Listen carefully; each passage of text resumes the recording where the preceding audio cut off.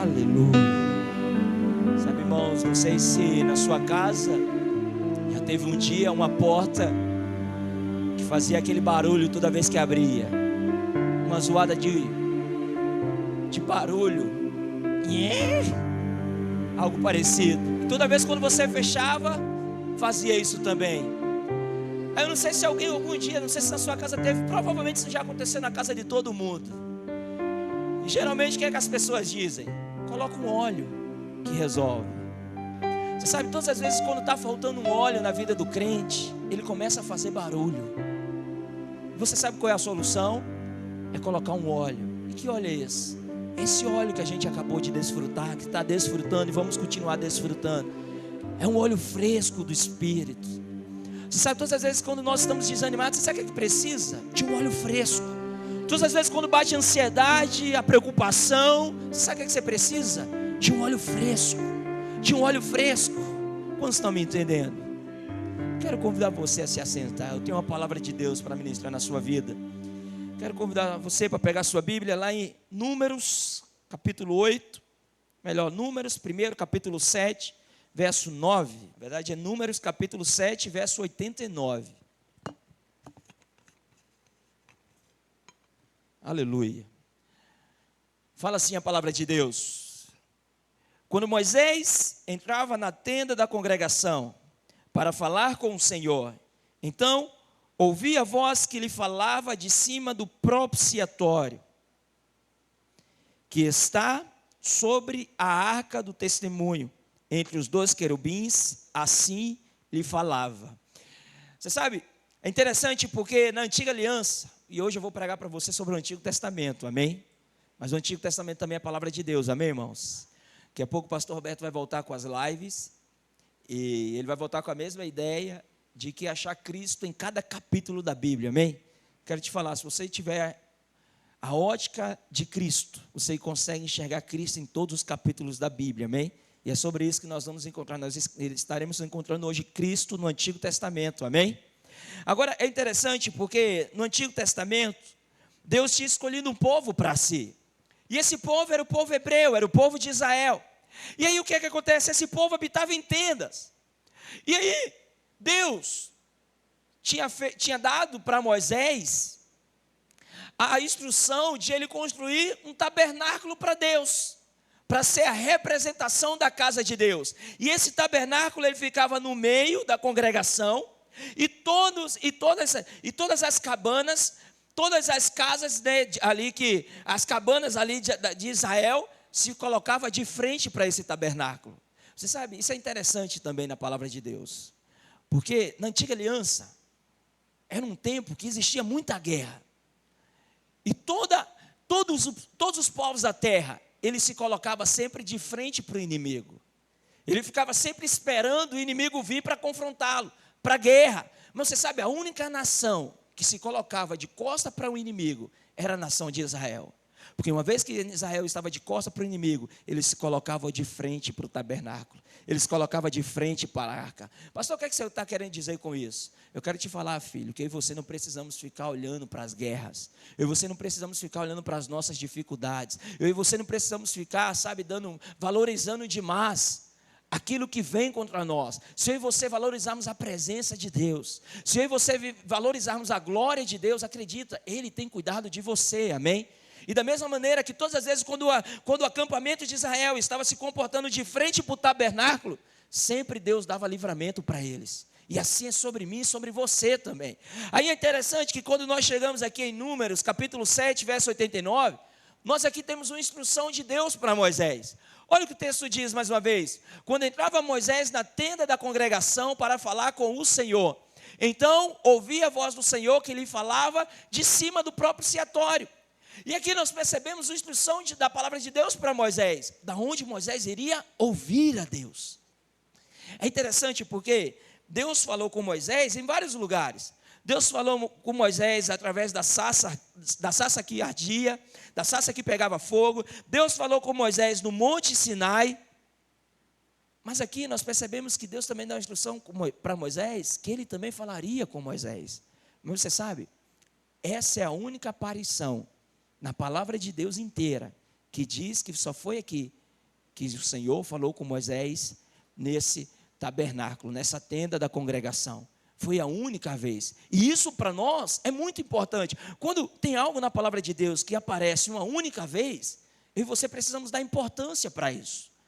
Eu e você precisamos valorizar isso. Amém? E aí nós percebemos algo. Você pode colocar a imagem, Júlio?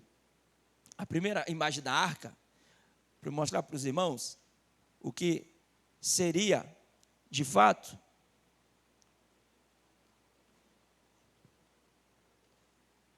olha aqui, essa aqui é a arca, amém?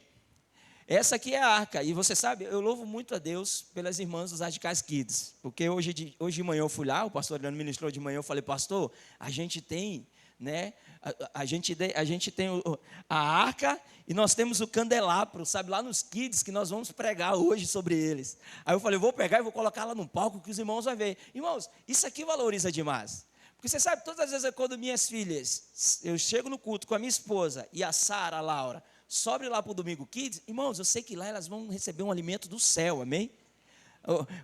Justamente aqui, essa arca que você está vendo aqui, é usada nas lições do Domingo Kids. E hoje eu vou estar usando ela aqui como alegoria para você, amém? E aí o que acontece? Aqui você percebe, né, que é uma arca, essa é a arca, e aqui, nessa imagem que você está vendo, é interessante porque ela é de madeira, mas ela é toda revestida com ouro.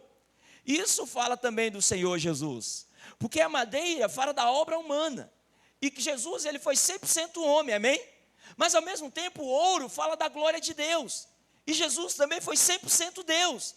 E aqui eu e você somos um tipo madeira, porque nós somos seres humanos, amém, irmãos? Mas você sabe, hoje nós somos revestidos com ouro, porque hoje nós somos revestidos de Cristo, amém?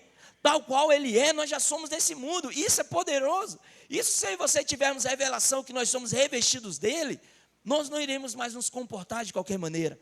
Nós não iremos mais, sabe, ficar aceitando qualquer tipo de coisas na nossa vida. Por quê? Porque tudo aquilo que o Pai entregou a Jesus, acredita, hoje Ele entregou a você também. Amém, irmãos? E aqui, a gente percebe também, na arca, essa arca aqui, nós percebemos que ela, quando o Senhor fala aqui para Moisés, nós percebemos que ela tem algo especial, que é justamente, me fugiu agora o nome, mas se você observar aqui na imagem, você vai ver que abaixo ali dos dois querubins, tem como se fosse umas, como é que se chamaria isso? Me fugiu a palavra, mas é como se fossem umas coroas. E isso também aponta para Cristo, porque a coroa, você sabe, um dia colocaram uma coroa de espinho sobre a cabeça de Cristo. Mas o Pai o coroou com a glória dele, amém, irmãos? E isso é precioso, porque por mais que a gente esteja aqui lendo o Antigo Testamento, a gente pode enxergar Cristo em toda a palavra de Deus, amém, irmãos? E esse, na verdade, é o maior tesouro que eu e você podemos ter, é enxergar a Cristo, é ver a Cristo, é ver a Cristo. E é interessante que com essa introdução, volta lá para o verso 89, Júlio, Números capítulo 7, verso 89. É interessante porque esse é o último versículo daqui de Números 7. E quando nós chegamos no capítulo 8, nós vamos ler agora o capítulo 8 do verso 1 ao 4, aqui o Senhor vai falar algo que nós vamos focar a palavra inteira sobre isso, que é justamente sobre o candelabro que eu quero falar com você, amém? O quanto que ele, sabe, fala de Cristo e o quanto que ele fala de mim, de você também. Olha o que a palavra de Deus diz. Números capítulo 8, do verso 1 ao 4. Olha só. Disse o Senhor a Moisés, verso 2: Fala a Arão e dize-lhes: quando colocares as lâmpadas, seja de tal maneira que venham as 7 a alumiar defronte do candelabro. E Arão fez assim, colocou as lâmpadas para que alumiasse defronte do candelabro, como o Senhor ordenara a Moisés. O candelabro era feito de ouro, batido, desde o seu pedestal até as suas flores, segundo o modelo que o Senhor mostrara a Moisés, assim ele fez o candelabro. Então, pastor, o que seria o candelabro? Candelabro é isso aqui. Coloca a imagem aí, Júlio. Esse é o candelabro. E você sabe, ele é todo revestido de ouro. Então nós já podemos perceber, nós encontramos Cristo no capítulo 7, E quando nós chegamos aqui no capítulo 8 de Números, nós já encontramos Cristo de novo, amém, irmãos? A palavra de Deus inteira é para revelar a Cristo, é para você ver a Cristo, é para você enxergar a Cristo. Certa vez, o homem segundo o coração de Deus, o salmista Davi, ele falou algo. Ele pediu para que o Senhor não o removesse a presença, não se escondesse de Davi. E você sabe, isso foi uma oração do Antigo Testamento. E nós hoje somos do Novo Testamento, amém, irmãos? Eu não sei se você já teve essa experiência, de às vezes de orar e achar que Deus não está te ouvindo, de não sentir a presença, de não ter a sensibilidade de falar, cadê Deus aqui? Eu já tive vários momentos na minha caminhada com Deus assim. E todas as vezes quando eu orava e não sentia a presença de Deus, e não percebia a presença de Deus, eu ficava debaixo de condenação, que eu ficava procurando pecado na minha vida. Até um dia que eu me deparei com essa oração de Davi. E quando Davi orou ao Senhor, falou, Senhor, não me repulse da tua presença. Não retire a tua presença. Não se esconda de mim. Você sabe, tem momentos que Deus é como se Ele realmente de fato se escondesse. Mas sabe para quê? Para você procurá-lo, para você ir à procura dele. É interessante porque dentro da vida conjugal do casal, o casal briga, meus irmãos. Não, você sabe, o melhor da briga é o depois, é quando se faz as pazes. Tem dois momentos que eu gosto demais de estar junto com a Geis. É quando eu viajo e volta da saudade e quando briga. Ei, é bom demais, pastor Adriano. E você sabe, tem momentos que quando eu percebo que eu aprontei, geralmente quando nós brigamos é quando eu apronto, né? Eu sou bom para aprontar, né? Eu tenho esse dom. E você sabe, aí toda vez quando eu apronto, aí eu falo, pisei na bola com a mulher, e agora? Né? Aí eu fico procurando maneira de encontrar ela, de reconquistar ela. Isso, irmãos, e isso é típico da vida da igreja também. Tem momentos, sabe, que o Senhor se esconde para você procurá-lo. E eu quero te dizer, Cristo está em tudo à sua volta. Se você tiver uma sensibilidade, você consegue perceber Cristo em tudo à sua volta. E aqui está a nossa riqueza espiritual. Ontem teve as casas de milagres, e uma das casas que eu fui foi a casa de milagre do João Pedro, foi a última que eu fui visitar. E eu cheguei lá e eu fiz uma pergunta para os encontristas. Eu falei, você sabe para que você foi criado? E os irmãos olhou para mim, falou, ninguém soube responder o motivo de que Deus parou tudo que Ele estava fazendo e o criou. E se você não sabe o motivo de você ser criado, eu vou te falar agora. Eu virei para os irmãos e falei, o principal motivo de você ser criado é para você se relacionar com Deus. É para você conhecê-lo. É para você passar a eternidade com Ele. É para você viver uma vida de filiação. É para você compreender que você é dele, Ele é seu. E agora você vai conhecê-lo.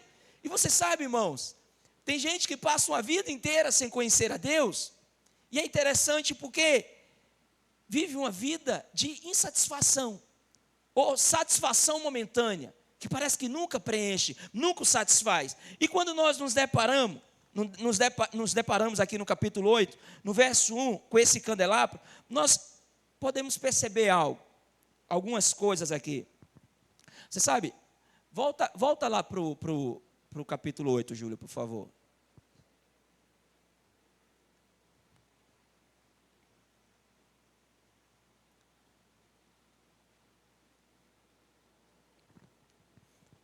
Olha o que diz.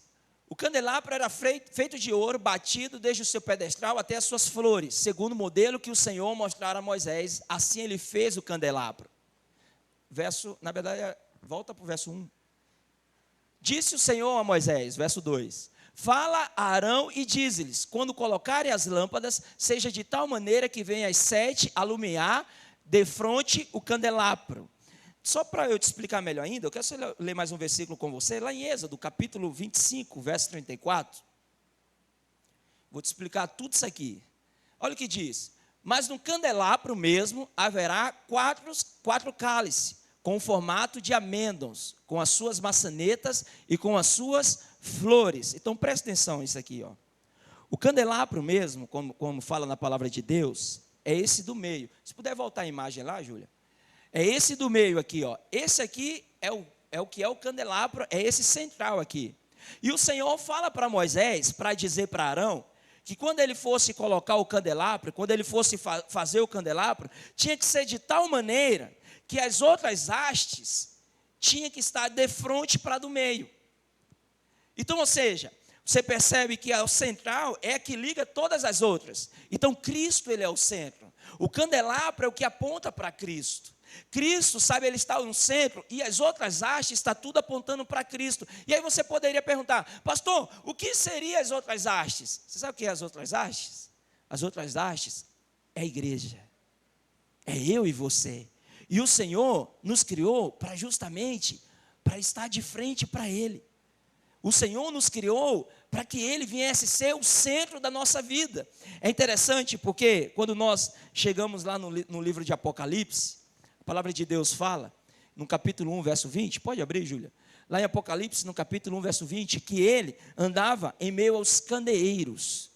Esses candeeiros, que é também candelabros, olha só o que diz: quanto ao ministério das 7 estrelas que viste em minha mão direita, e os 7 candeeiros de ouro, as 7 estrelas são os anjos das 7 igrejas, e os 7 candeeiros são as igrejas. Então, quando a gente percebe aqui essas 7 igrejas de Apocalipse, o Senhor diz que Ele andava no meio delas. Então, o Senhor quer ser o centro da noiva, o Senhor quer ser o centro da igreja.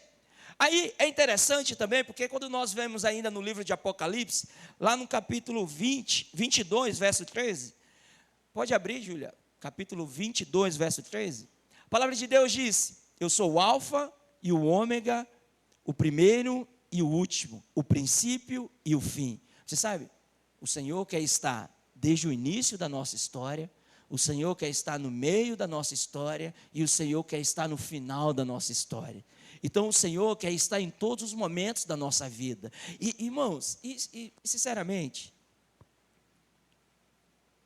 aqui está o ápice. Aqui está o ápice do Senhor. É você entender que o Senhor te criou, o Senhor te formou, para você ter uma história com Ele. Para você, sabe, ter uma santa comunhão com Ele. E o Senhor quer, além de querer fazer parte da sua história, o Senhor quer que você permita. Como, pastor? Você permitindo Ele ser o centro da sua vida. Você permitindo Ele ser o centro da sua vida, da sua história. Quantos estão me entendendo? É interessante porque quando nós percebemos na palavra de Deus, e esse é o propósito da vida cristã, mas o mais importante que o Senhor quer que saibamos é isso: tudo que você faz tem que trazer a glória dEle, a glória dEle. A vida do crente, em todas as facetas, deve ter um propósito unificado. Qual propósito seria esse, pastor? Trazer a glória de Cristo. Porque você sabe, eu vou te falar ainda mais sobre o candelabro, mas aqui está faltando algo, né? Esse aqui, o dos kids. Mas se você olhar no das imagens, vai ter, aqui em cima, daqui onde eu estou apontando, se você olhar para a imagem, vai ter como se fosse um fogo. Vai ter um pavio, e ali esse pavio está continuamente aceso, como eu vou te mostrar hoje na palavra de Deus. E é interessante porque o Senhor fala que essas hastes da lateral tem que estar de frente para a central, para quê? Para alumiar, para trazer a luz, para trazer, sabe, a glória, para dar a glória para o Senhor. Vira para o irmão que está do seu lado e fala para ele: meu irmão, o nosso propósito como vida da igreja é apontar para a glória de Cristo Jesus. De Cristo Jesus. Agora presta atenção. Porém, quando esse foco se perde, a vida cristã se torna vazia e frustrante. Como assim, pastor? Vou te dar alguns exemplos aqui. Primeiro, sobre o casamento e uma carreira profissional. Vamos imaginar que se o casamento visa apenas a satisfação mútua, se o casamento visa apenas, sabe, ter prazeres dentro do próprio casamento, se você pega a sua profissão e quer apenas ganhar dinheiro, e quer apenas, sabe, ter ali uma vida profissional bem sucedida, filho, eu quero te dizer algo, em algum momento esse mundo não vai fazer mais sentido. Não vai fazer mais sentido. Você sabe por quê? Porque esse não é o nosso propósito central. O nosso propósito central é fazer de Cristo o centro. É colocar Cristo como centro da nossa vida. Hoje de manhã mesmo eu estava conversando com um irmão, que eu creio que esse ano, em nome de Jesus, vai casar, ele está no relacionamento. Eu estava falando para ele. Falei, olha, ontem mesmo, eu estava conversando com a minha esposa, né, que ela foi visitar as casas de milagres comigo. E eu estava falando para ela, eu falei, já imaginou um dia a gente ser enviado? Aí ela olhou para mim e falou, já imaginei demais. Falei, pois é, presta atenção nisso aqui, ó. Aí eu comecei a mostrar para ele, eu falei, os problemas que o pastor Roberto enfrenta, é os problemas que eu e você vamos começar a enfrentar. Aí eu estava falando para ela, eu falei, porque, presta atenção, quando dá problema em algum casal da igreja, quem é que nós chamamos? Chamamos os pastores da rede casal, ou o pastor Adriano, ou o pastor Marcos para aconselhar. Falei, se eu e você for enviado, não vai ter pastor de casal, vai ter eu e você que vai ter que ir lá. Aí eu estava falando para ele, eu falei, porque presta atenção, vai ter momentos, vai ter coisas, dificuldades na vida de um missionário, que ele vai ter que orar mais, ele vai ter que buscar mais de Deus, ele vai ter, sabe, que se entregar mais para a vida da igreja. Eu falei, ser enviado, você sabe, tem os seus benefícios, mas vai requerer mais de mim e de você.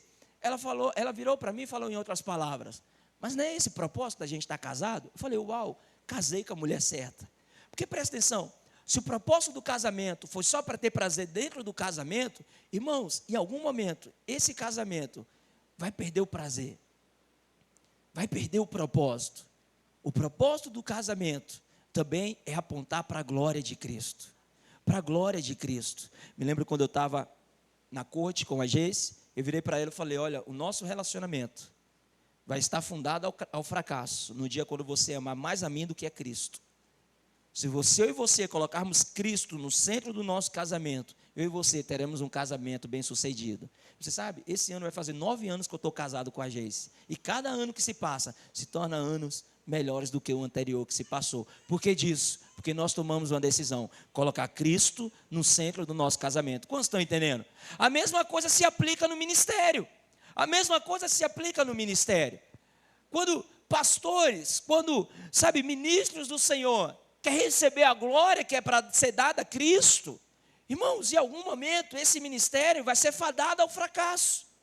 Vai ser fadado ao fracasso. É interessante porque a Bíblia fala de uma igreja, das 7 igrejas de Apocalipse, e a última igreja, a igreja de Laodiceia, era uma igreja que se vangloriava. Ela virava e dizia, estou rica e abastada, não preciso de coisa alguma. Aí o Senhor veio e repreendeu essa igreja, falou, não sabes vocês, que vocês são miseráveis, pobre, cego e nu. Aí o Senhor fala para elas, aconselho que de vocês, de mim, compre ouro refinado. Eu falei, uau, olha que coisa, alguém que se vangloriava, achando que tinha tudo, mas na verdade o Senhor virou para essa igreja e falou, na verdade vocês são uns miseráveis, pobres, cego e nu. Em outras palavras, vocês têm tudo aos olhos de vocês, mas porque vocês não têm o verdadeiro propósito, vocês não têm nada. Quantos estão me entendendo? Irmãos, olha aqui para mim, nós fomos criados para estar de frente para Ele, para estar contemplando a Ele, para estar voltado para Ele. É interessante porque nós podemos ver ainda na palavra de Deus mesmo, um outro exemplo, que é o exemplo de Pedro quando estava andando sobre as águas. A palavra de Deus fala que Pedro olhou o Senhor Jesus vindo e se assustou e gritou, é um fantasma. Aí o Senhor virou para Pedro e falou, não sou eu, não tem mais, sou eu. Aí Pedro fala para o Senhor, se é o Senhor, manda ele ter contigo sobre as águas. Aí o que acontece? Jesus vira para Pedro e fala, vem. Pedro desce do barco e começa a andar sobre as águas. Enquanto Pedro estava olhando para Jesus, Pedro continuou andando sobre as águas. Mas teve algum momento que Pedro tirou os olhos de Jesus e começou a reparar na força do vento. E porque ele tirou os olhos de Cristo, ele começou a submergir. Todas as vezes, quando eu e você tiramos os olhos de Cristo, nós estamos fadados ao fracasso naquilo que nós estamos fazendo. Por quê? Porque Ele é o candelabro. Ele está no centro. E eu e você precisamos estar olhando constantemente para Ele. Constantemente para Ele. Acabou que eu não te falei, mas o título da palavra que eu estou falando para você é uma mensagem, é uma geração distraída. Por que uma geração distraída? Porque muito fácil tira os olhos de Cristo. Muito fácil perde o foco do propósito. Muito fácil, sabe, tira os olhos daquilo que é o mais importante, daquilo que é o propósito central, que é Cristo Jesus. Que é Cristo Jesus. Ainda agora eu estava te falando da porta. Irmãos, eu sei quando é que eu estou fazendo ruído. Eu sei quando é que eu estou precisando de óleo. É todas as vezes quando eu tiro os olhos dele. Aí eu rapidinho eu sei o que é que eu preciso fazer. Eu preciso entrar no meu quarto, e resolver e alinhar o meu propósito com o dele e voltar a olhar para ele. Quantos estão me entendendo? Amém? Vamos avançar. E aqui é interessante porque eu quero te falar de alguns exemplos aqui. Porque a humildade, ela traz a glória para Deus. A Bíblia fala que o Senhor dá graça ao humilde, mas abate ao soberbo. E tem uma passagem lá em Atos, capítulo 3, verso 6. Pode abrir, Júlia. Você sabe, a humildade glorifica Cristo, amém, irmãos? Quem é humilde, ele reconhece, eu preciso de Cristo. Eu preciso do Senhor, eu necessito do Senhor. E a arrogância é você querer cometer a loucura de viver uma vida sem Deus. Esse é o arrogante. E primeiro eu quero te falar sobre a unidade. Volta no verso 5, por favor, Júlia. Olha o que diz, verso 4.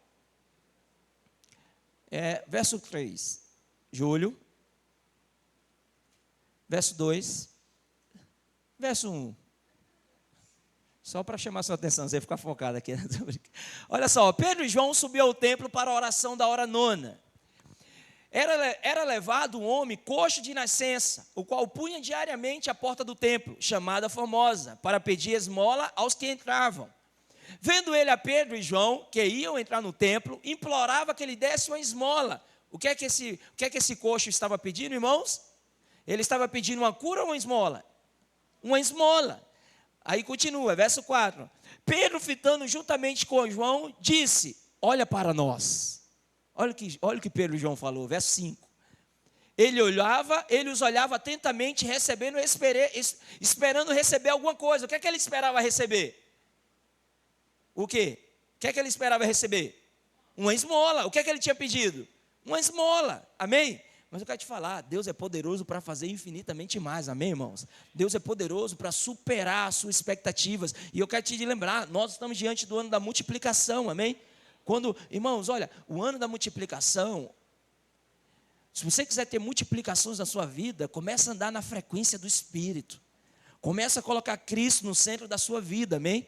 Aquele homem vira para Pedro e João e pede uma esmola. E ele esperando receber essa esmola, olhando firmemente para Pedro e João, verso 6. Aí olha o que Pedro e João falam para eles. Pedro, porém, lhes disse, não possuo nem prata, nem ouro, mas o que eu tenho, isso te dou. Em nome de Jesus Cristo Nazareno, anda. E sabe o que aconteceu? Verso 7. E tomando pela mão direita, levantou imediatamente, os seus pés e tornozelos se firmaram. Presta atenção aqui. Você sabe, Deus é poderoso para nos surpreender. Irmãos, quando nós colocamos Cristo no centro, o Senhor nos surpreende. O Senhor nos surpreende. Olha, irmãos, eu vou te falar algo. Eu sou, os irmãos sabem, eu tenho um laboratório de prótese dentária, eu sou empreendedor. Herdei a profissão do meu pai. E esse é um período na prótese que é muito fraco de movimento. Mas pergunta a minha esposa se eu perco o sono. Tiago trabalha comigo lá no laboratório. Pergunta ao Tiago se eu fico lá resmungando, se eu fico lá chutando balde, reclamando. Não faço isso. Movimento fraco. Você sabe o que eu fiz? Nessa semana passada, movimento fraco. Falei, não vou trabalhar hoje. Movimento fraco me dá preguiça. Aí eu peguei minha esposa, vim para a oração dos homens aqui, voltei para casa, peguei minha esposa e falei, vamos correr na praia? Falou, vamos. Fui correr com a minha esposa na praia. Você sabe, irmãos?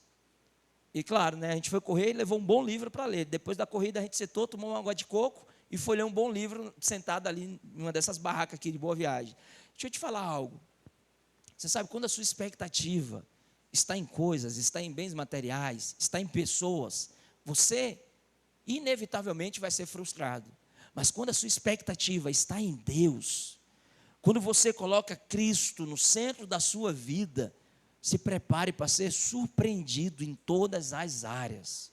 E ele é bom. Você sabe, o salmista Davi, o homem segundo o coração de Deus, ele tinha essa expectativa. Porque Davi chegou a falar, por mais que eu ande pelo vale da sombra da morte, não é que o Senhor levaria Davi, é que as escolhas de Davi, por mais que levasse ele para o vale da sombra da morte, ele disse, eu não temerei mal algum, porque o Senhor está comigo. Você sabe, quando você tem a expectativa, quando você tem a consciência, quando você tem um coração em paz, que Cristo está no centro da sua vida, irmão, se prepara, eleva as suas expectativas, que uma hora ou outra você vai ser surpreendido. Vai chegar um dia que você vai acordar com as mesmas dívidas, mas aquele dia, ao terminar, as suas dívidas estarão quitadas e você ainda terá dinheiro sobrando na sua conta. Vai chegar dias que você vai acordar e provavelmente algum dia você vai estar enfermo. E naquele dia o Senhor vai vir com a cura pronta para você. Quantos estão me entendendo? Aí o que é que acontece? Você sabe, volta lá para o texto, Júlio. Quando nós chegamos ao verso 12, aqui de Atos capítulo 3, avança para o verso 12. Olha o que diz. À vista disso, Pedro se dirigiu ao povo dizendo: Israelitas, por que vos maravilhais disto? Ou por que fitar os olhos em nós, como se pelo nosso próprio poder ou piedade o tivéssemos feito andar? Pedro começou a falar para o povo. Falou: olha, israelitas, olha aqui para mim. Vocês acham que é a minha santidade, a minha piedade? Vocês acham que é pelo tanto que eu oro? Vocês acham que é pelo tanto que eu busco a Deus? Você acha que em mim tem algum poder que eu pudesse fazer esse coxo andar? Não, não, não. Verso 13. Olha o que Pedro falou. O Deus de Abraão, de Isaque e de Jacó, o Deus de nossos pais, glorificou ao seu servo Jesus, ao quem vós traístes e negaste perante Pilatos. Quanto a este, havia decidido soltá-lo. Você sabe, na hora de receber a glória, Pedro virou e deu glória a Deus. O Deus de nossos pais. O Deus de nossos pais. Você sabe, quem é humilde, ele entrega a glória para Deus. Quem é humilde, ele sabe, de mim não pode vir coisa boa alguma. Igual eu li hoje. O que você vê de bom em mim é Cristo. O que você vê de ruim em mim, sou eu mesmo. Sou eu mesmo. Esses são aqueles que são humildes. Eles reconhecem: eu preciso de Cristo na minha vida. E quando as coisas começam a fluir e acontecer, ele fala: não é por minha força, não é por mim mesmo, é Cristo Jesus. Quantos estão me entendendo? Porém, eu quero te mostrar duas histórias aqui de dois homens arrogantes. E o primeiro é sobre Herodes. Herodes, não o primeiro, o grande, né, aquele que matou as crianças querendo matar Jesus. Não, eu quero te falar do segundo Herodes, o Herodes Agripa, que está descrito aqui em Atos também. Lá em Atos capítulo 12, verso 20. Atos capítulo 12, verso 20. Olha o que está escrito. Ora, havia séria divergência entre os Herodes e os habitantes de Tiro e de Sidom. Porém, estes homens de comum acordo se apresentaram a ele. E depois de alcançar o favor de Blasto, o carmarista do rei, pediram reconciliação, porque a sua terra se abastecia de paz do rei. Em dia designado, Herodes, vestido de traje real, assentado no trono, dirigiu-lhe a palavra. Verso 22. E o povo clamava. Olha o que o povo falou para Herodes: é voz de um Deus e não de um homem. Aí o verso 23 diz: no mesmo instante, um anjo do Senhor o feriu por ele não haver dado glória a Deus, e comido de vermes expirou. Olha aqui para mim. Você sabe, aconteceu uma divergência, Herodes foi resolver o problema. A Bíblia fala que ele coloca um traje real, né? Tem um historiador israelense chamado Josefo, e ele fala que esse traje de Herodes era de tal maneira que quando o sol batia nesse traje, brilhava ainda mais. Então, ou seja, era algo esplendoso. Aí o que acontece? Ele coloca o trono dele no meio de uma praça e começa a julgar a causa. E os homens, ao ouvir isso, falou para Herodes: é voz de um Deus. E por que Herodes não colocou Cristo no meio e glorificou a Cristo, ou seja, aceitou a glória que veio dos homens? Você sabe o que aconteceu com ele? Ele foi comido pelos vermes. Foi comido pelos vermes. Você sabe, filho, isso não se refere a mim e a você, porque nós somos filhos de Deus, amém? Deixa eu te falar, Deus, ele não te pune, por mais que Deus ainda nos disciplina na graça, mas Deus, ele não te pune dessa maneira. Isso aqui é para os ímpios, isso aqui é para aqueles que não têm ao Senhor, que andam na força da sua justiça própria, na força do seu braço, e quando alguma coisa acontece de bom com ele, ele vira e diz: foi eu mesmo, foi meu potencial, eu consegui fazer tal feito. Mas você sabe, eu e você não precisamos ser assim, porque eu e você estamos ligados a Cristo, amém? Você sabe uma coisa que eu não te falei? Todas as hastes estão ligadas aqui ao candelabro central, aqui, ó, ao principal. E ela é de tal maneira fundida que ela se torna inseparável. Você sabe o que é que eu e você somos em Cristo? Nós somos inseparáveis. Nós estamos ligados a Cristo. Por isso que o mesmo DNA de Cristo é o seu DNA. Por isso que a mesma vida de Cristo é a sua vida. Por isso que tal qual Ele é, você já é. Amém, irmãos? Mas hoje, o meu propósito e o seu propósito é alumiar o candelabro central, que é Cristo Jesus. Que é Cristo Jesus. O segundo exemplo, que está lá em Daniel, capítulo 4. Daniel, capítulo 4, eu vou resumir bastante por causa do meu horário. Capítulo 4, verso 30. Daniel, capítulo 4, verso 30. Olha o que diz. Falou o rei e disse, esse rei aqui é o rei Nabucodonosor. Falou o rei e disse, não é esta a grande Babilônia que eu edifiquei para a casa real, com o meu grandioso poder e para a glória da minha majestade? Então você percebe o que é que Nabucodonosor estava fazendo aqui? Ele estava atraindo a glória para si mesmo. Ele estava falando de si mesmo. Ou seja, Nabucodonosor, ele não estava colocando Cristo no centro. Aí o texto continua. Verso 31. Falava ainda o rei quando desceu uma voz do céu. A ti se diz, ó rei Nabucodonosor, já passou de ti o reino. Verso 32. Serás expulso de entre os homens, e a tua morada será com os animais do campo, e far-te-ão comer ervas com os bois, passar-se-ão este tempo por cima de ti, até que aprendas que o Altíssimo tem domínio sobre o reino dos homens e o dá a quem quer. Verso 33. No mesmo instante, se cumpriu a palavra sobre Nabucodonosor, e foi expulso de entre os homens, e passou a comer erva como os bois, e o seu corpo foi molhado do orvalho do céu, até que lhe crescessem os cabelos como as penas da águia, e as suas unhas como as das aves. Verso 34. Mas ao fim daqueles dias, preste atenção nisso aqui. Mas ao fim daqueles dias, eu, Nabucodonosor, levantei os olhos ao céu, tornei-me a ver, e vi o entendimento, e eu bendisse o Altíssimo e o louvei. Preste atenção nisso aqui. Você sabe, chegou um momento que Nabucodonosor, enquanto ele andava pelo palácio real, ele começou a se vangloriar. Ele falou, olha o que eu fiz. Olha o que eu fiz. Você percebe a arrogância? Nabucodonosor estava chamando a glória para si mesmo. Estava querendo, sabe, elevar o seu nome. Aí o que foi que aconteceu? O Senhor vira para Nabucodonosor e pune ele e faz dele como se fosse um animal do campo. Isso aconteceu sobre Nabucodonosor por 7 anos. Depois dos 7 anos, a Bíblia, segundo os estudiosos, nenhum animal consegue olhar para cima. Depois desses 7 anos, o rei Nabucodonosor, ele sendo um animal, olhou para cima como se estivesse bendizendo ao Senhor e reconheceu que o Senhor era Altíssimo. Naquele momento, o rei Nabucodonosor voltou a ficar normal. Você sabe? Isso também não é para mim e para você, porque coisas como essa não acontecem comigo e com você. Isso são os ímpios lá fora que não conseguem dar glória a Deus, que não conseguem perceber que aquilo que acontece de grandioso é por causa do Senhor, é por causa da glória do Senhor. Mas você sabe, eu e você somos daquele que centraliza Cristo. Amém, irmãos? Eu e você somos daqueles que está para alumiar mais e mais a glória de Cristo. Amém? E aí, você sabe, voltando lá para Números, capítulo 8, verso 1, nós percebemos que aqui existia um trabalho do sacerdote. E esse trabalho passava por algumas etapas. A primeira etapa era remoção dos resíduos. Como assim, pastor, remoção dos resíduos? Se puder voltar a imagem, volta a imagem. Quero chamar um irmão aqui para o teclado. Presta atenção. Enquanto que você que está vendo aqui na imagem, que aqui no topo tinha como se fosse um pavio.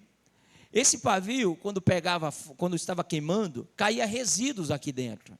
E um dos trabalhos do sumo sacerdote, você sabe o que era? Era estar limpando, era estar purificando. A Bíblia fala que eu e você somos raça eleita, sacerdócio real. E isso é trabalho para mim e para você também na nova aliança. Mas como assim, pastor, na nova aliança? É interessante porque sempre quando nós removendo os resíduos que caíam aqui, aquelas não pólvora, né, mas como se fosse de fato aquelas queimadas caindo aqui dentro, e o sacerdote tinha que limpar. Você sabe para que era isso? Isso era para alumiar ainda mais. Isso era para trazer ainda mais evidência à glória do candelabro, sabe, para alumiar ainda mais o candelabro. Então, ou seja, irmãos, tem coisas na nossa vida que acaba caindo resíduos. E isso, ao invés de resplandecer ainda mais a glória de Deus que está dentro de você, vai diminuindo. Não chega a apagar, mas vai diminuindo. Aí eu e você, como sacerdote, você sabe o que nós precisamos fazer? Nós precisamos purificar. Nós precisamos limpar. Pastor, como é que isso acontece na nova aliança? Você sabe, a Bíblia fala que eu e você somos transformados de glória em glória por contemplar ao Senhor. Os resíduos são removidos de dentro de você quando você contempla o Senhor. Quando você contempla o Senhor. Isso aqui acontece todos os domingos. Eu e você chegamos às vezes no culto abatido, cansado, exausto, preocupado, às vezes ansiosos, às vezes alguns irmãos ainda a depressão já pegando ele, mas quando ele chega aqui, que ele contempla o Senhor, que ele louva ao Senhor, que ele adora ao Senhor, que ele ouve a palavra, ele sai daqui o quê? Purificado, ele sai daqui limpo, aqueles entulhos é removido de dentro dele. Quantos estão me entendendo? Segunda coisa que o sacerdote tinha que fazer, ele devia levantar o pavio, porque ao ponto que ia se queimando, o pavio chegava a dobrar, chegava a cair, e era o trabalho do sumo sacerdote levantar aquele pavio. Lá em Mateus capítulo 12, verso 20, a Bíblia fala que o Senhor não apaga o pavio que fumega e nem quebra, e nem parte, nem de vez a cana que está quebrada. Presta atenção, o Senhor, eu não sei se os irmãos sabem o que é lamparina? Sabe? Então, para a lamparina queimar, precisa colocar o que dentro dela? Precisa colocar álcool, precisa colocar querosene. No meu trabalho, eu preciso de uma lamparina. E é interessante que quando o álcool ali está acabando, o pavio de cima, ele começa a fumaçar muito. E por que está fumaçando? Porque está faltando um álcool dentro. Então, o Senhor fala que Ele não apaga o pavio que está fumaçando.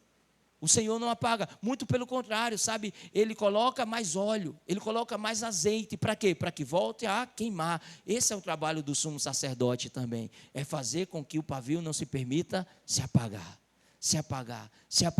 Por isso que eu e você, como sacerdote da nova aliança, nós precisamos também, constantemente, cuidar do pavio.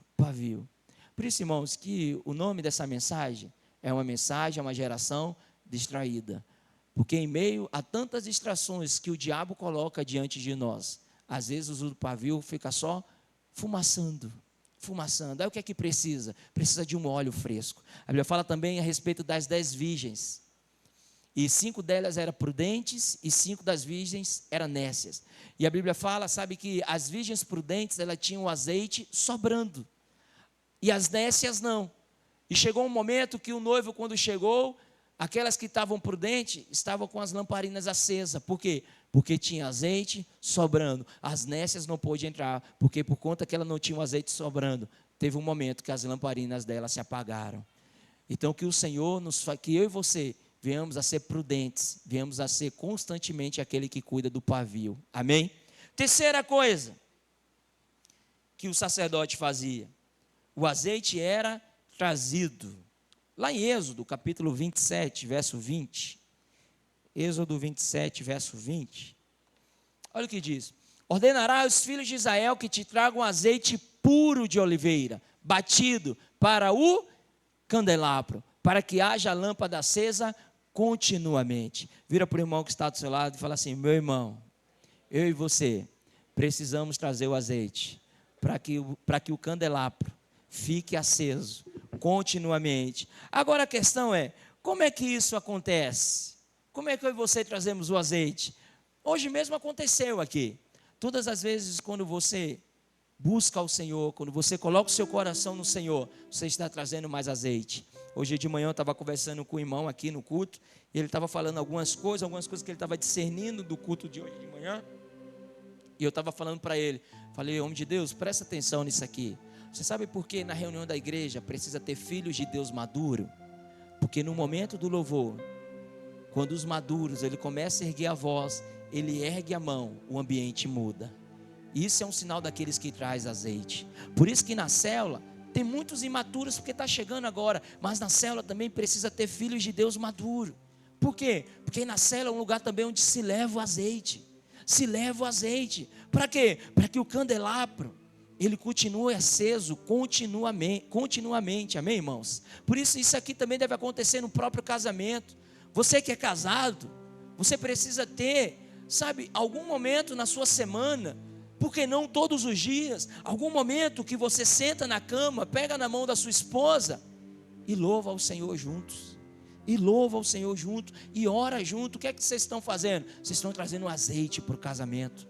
Você está trazendo um azeite para dentro da sua casa, para que o candelabro permaneça continuamente aceso, constantemente. Amém, irmãos? Quarta coisa que o sumo sacerdote tinha que fazer: o fogo tinha que ser contínuo. O fogo tinha que ser contínuo. No verso 21, passa para o verso 21, Júlio.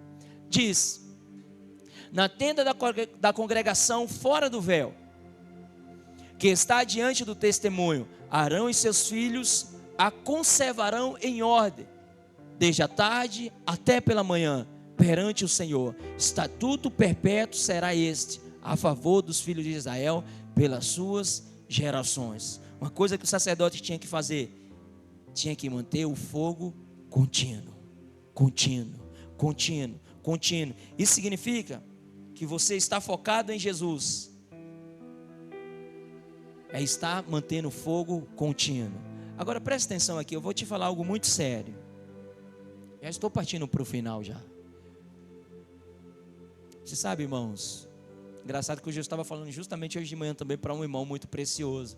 Eu estava falando para ele, falei: olha, filho, o diabo não tem como mais te levar para o inferno, porque você é filho de Deus, e uma vez filho, é filho para sempre. Sabe, não tem como a Sara, a Laura, o Felipe deixarem de ser meus filhos. Por mais que eles cresçam, se tornem filhos rebeldes, saiam de casa e digam: não vou mais reconhecer o Senhor como meu pai, e não vou reconhecer mais a senhora como mãe. E com certeza isso não vai acontecer. Mas por mais que isso venha acontecer, até nessa hipótese, ele não tem como deixar de ser meu filho. O filho pródigo, quando saiu de casa, ele deixou de ser filho? Quem é filho não tem como deixar de ser filho. Mas presta atenção, o diabo, sabendo disso, de que você não tem como deixar de ser filho de Deus, você sabe a coisa que o diabo mais vai investir na sua vida? Ele vai querer te distrair, ele vai querer te tirar o foco. Sabe para quê? Para que resíduos venham estar caindo, para que o pavio, quando venha se deitar, para quando o azeite venha faltar, para que o fogo não venha a ser contínuo. Porque se o fogo na sua vida, se o azeite na sua vida não for contínuo, você sabe o que vai acontecer? Uma tragédia vai acontecer. Você vai deixar de alumiar Cristo, você vai deixar de apontar para Cristo, que é justamente o propósito central meu e seu, é apontar para Cristo, é apontar para Cristo. Você sabe os discipulados mais prazerosos que tem de fazer parte? É quando o discipulado aponta para Cristo. Você sabe qual é as células mais prazerosas que tem de fazer parte? É quando a célula aponta para Cristo. Você sabe qual é as igrejas mais preciosas que você pode fazer parte? É quando a igreja aponta para Cristo. Aponta para Cristo, porque esse é o principal função das hastes. É apontar para o candelabro. É apontar para Cristo. É apontar para o Senhor. Você sabe, se você tem amigos à sua volta, os meninos que estão aí, presta atenção aqui em mim. Se vocês tiverem amigos que apontam para Cristo, essas são as melhores amizades que você pode ter. É as melhores amizades que você pode ter. Eu sou pastor dos jovens e às vezes os jovens se perguntam: pastor, como é que eu posso me relacionar com a pessoa certa? Quem é a pessoa certa? A resposta mais simples que se pode dar é: procura alguém que constantemente vai estar apontando para Cristo, vai estar apontando para o candelabro, vai estar apontando para o propósito central. Vira para o irmão que está do seu lado e pergunta para ele: os seus amigos te apontam para Cristo? As pessoas à sua volta estão te apontando para Cristo? Se não está, se afasta desses. Se afasta. Ou ora ao Senhor. Fala: Senhor, me ajuda a que seja eu apontar para Cristo e atrair os meus amigos para o Senhor. Amém? Partindo para o final, quero ler o último texto com você. Lá em 1 Samuel, capítulo 3, do verso 1 ao 3. Quero chamar os irmãos aqui, a equipe de louvor. Nós vamos ministrar uma canção para a gente encerrar. E esse é o último texto que eu vou ler com você. Verso 1, Júlio, por favor. Sabe, esse é um texto que eu gosto muito sobre ele. Prego muito sobre Samuel. E olha o que diz: o jovem Samuel servia ao Senhor perante Eli. Naqueles dias, a palavra do Senhor era muito rara. As visões não eram frequentes. Verso 2. Certo dia, estando deitado num lugar costumado, o sacerdote Eli, cujos olhos já começavam a escurecer-se a ponto de não poder ver. Duas coisas aqui eu vou te falar. Primeira coisa, Eli se acostumou. É triste quando os sacerdotes se costumam. É triste quando os sacerdotes, quando os filhos de Deus se costumam. Pastor, o que seria o se acostumar? É ficar familiarizado. É ficar não tendo o zelo, não tendo cuidado, não tendo encargo, não tendo amor para manter o candelabro constantemente aceso. A Bíblia fala também que Eli chegou ao ponto que ele não conseguia mais ver. Os olhos dele estavam começando a se escurecer. Isso é quando se diz respeito a você não consegue mais perceber a obra de Deus. Você sabe, Eli aqui já era um velho, mas é triste quando gente nova também não consegue mais ver ao Senhor. Quando o prazer da obra de Deus começa a se perder aos seus olhos. Quando você não consegue mais perceber quão precioso é você fazer parte da igreja. Você fazer parte do corpo de Cristo. Você viver a vida de Cristo com os irmãos. Jesus falou que nós deveríamos lavar os pés uns dos outros. Uns dos outros, pastor, o que seria isso? Isso também seria trazer o azeite. Eu a todo momento estar apontando para Cristo. Estar falando para os meus irmãos que Cristo é o bem mais precioso que a gente poderia ter. Cristo é a nossa principal riqueza. Cristo é tudo aquilo que nós precisamos. Às vezes as pessoas acham: eu preciso de um célula novo, eu preciso de uma viagem nova, eu preciso de um carro novo, eu preciso de uma casa nova, eu preciso de um relacionamento. Não, filho. Se você tiver a Cristo, todas as coisas lhe serão acrescentadas. Simplesmente não perca seu foco do Senhor. Pode voltar para o texto, Júlio. Aí o verso 3 diz, e é sobre isso que eu quero falar: e tendo se deitado também Samuel no templo do Senhor, em que a arca, aonde se estava a arca, antes que a lâmpada se apagasse. Você sabe, o profeta Eli, ele se deitou no lugar de costume. O profeta Samuel, ele se deitou diante da arca, antes que a lâmpada se apagasse. E aqui eu tenho uma mensagem séria para você. Se você não for um sacerdote que conserva o fogo aceso, se você não for um sacerdote focado, eu vou te falar, filho, Deus vai te levantar outro no seu lugar, para que o fogo continue aceso, para que o fogo continue aceso. É triste quando eu percebo na vida da igreja irmãos retrocedendo. É triste, por isso que a palavra de Deus fala: vigia para que ninguém roube a tua coroa. Você que está de pé, cuidado para que não caia. Ontem, enquanto eu estava visitando as casas de milagres, eu e minha esposa estava falando a respeito de um pastor que já nos edificou demais, e que hoje nem na vida da igreja está. Se separou e começou a ter relação sexual com homens.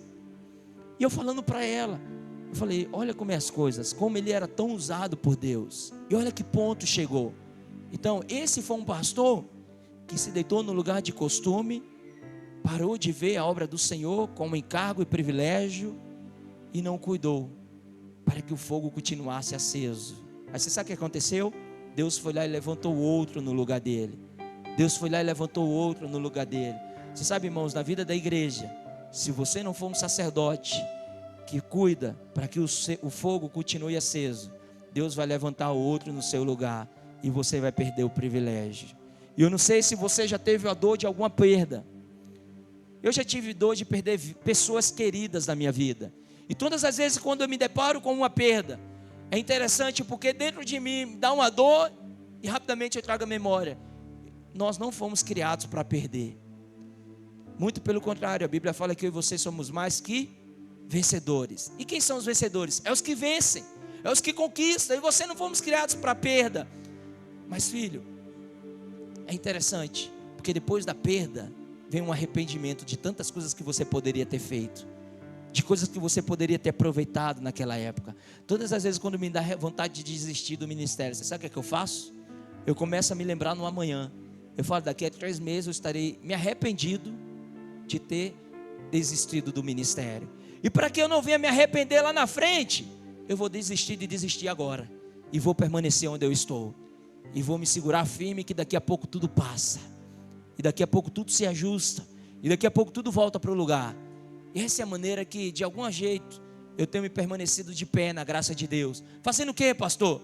Cuidando com que o fogo continue aceso, até o dia que Ele volte para nos buscar, ou que eu vá para Ele. Como disse o apóstolo Paulo, que o nosso viver venha a ser Cristo, mas o morrer vai ser lucro, porque vai ser Cristo do mesmo jeito. Quantos estão me entendendo? Fica de pé no seu lugar. Eu quero cantar uma canção com você, depois eu quero orar abençoando a sua vida. Quero ministrar a mesma canção que a gente cantou no início da palavra, que é uma música que justamente aponta para Ele, que simplesmente quer a Ele, e que os seus olhos, filho, esteja brilhando ao olhar para Ele, e que Ele brilhe diante de você, e que a glória dEle resplandeça através da sua vida, que no decorrer dessa semana as pessoas olharem para você e percebam você resplandecendo a Cristo, percebam você exalando a Cristo, em nome de Jesus, amém? Aleluia. Com seus olhos fechados, coloca a mão sobre o seu coração. Quero fazer 2 orações com você. Primeira, se tiver alguém nos visitando e que estava afastado dos caminhos do Senhor, estava apenas com a lâmpada fumaçando,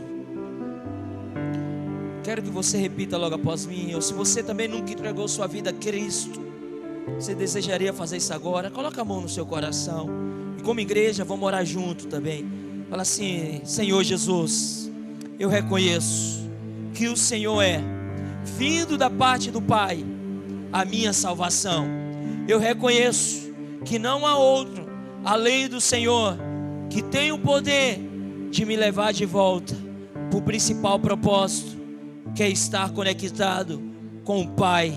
Fala assim: eu creio que Cristo Jesus morreu na cruz como sacrifício pelos meus pecados, em nome de Jesus. Se você fez essa oração pela primeira vez, você estava afastado dos caminhos do Senhor, no final, depois que a gente encerrar, vem aqui à frente, eu quero orar por você ainda, amém? Mas eu quero orar abençoando a sua semana. Quero declarar que você é essa luz que aponta para o candelabro, está de frente para o candelabro e apontando para Ele, amém? E que brilha mais e mais, refletindo a glória dEle. Meu Pai, em nome de Jesus, eu quero te louvar e te agradecer pela tua bondade, por nunca permitir, ó Deus, sabe, que o pavio se apague de vez, por mais que ele venha estar apenas fumaçando, mas o Senhor é aquele que vem e traz um óleo fresco, traz um óleo novo e reacende de novo a lamparina. Pai, eu quero abençoar a semana dos meus irmãos, quero declarar que a tua bondade vai perseguir os irmãos, vai cercar meus irmãos por onde quer que ele vá. Surpreende, Senhor, assim como o Senhor surpreendeu aquele coxo que estava sentado à porta do templo lá em Atos. Ao pedir uma esmola, ele ganhou uma cura. Oh Deus, surpreende meus irmãos em meio às orações que ele tem feito diante do Senhor, porque o Senhor é poderoso para fazer infinitamente mais. Senhor, que no decorrer da semana a tua luz brilhe mais e mais sobre nós, e que nós venhamos estar refletindo a tua glória, e venhamos a estar apontando para o Senhor, e que nós possamos, ó Deus, conduzir muitas vidas no decorrer dessa semana, para ter um encontro contigo, em nome de Jesus. Que todos digam amém, amém, amém. Irmãos, você possa ir debaixo da graça e do favor de Deus, amém. Não saia antes de falar para pelo menos 2 ou 3 pessoas. Você é o candelabro, você está conectado ao candelabro, para brilhar mais e mais e aprontar para Ele, apontar para Cristo, amém.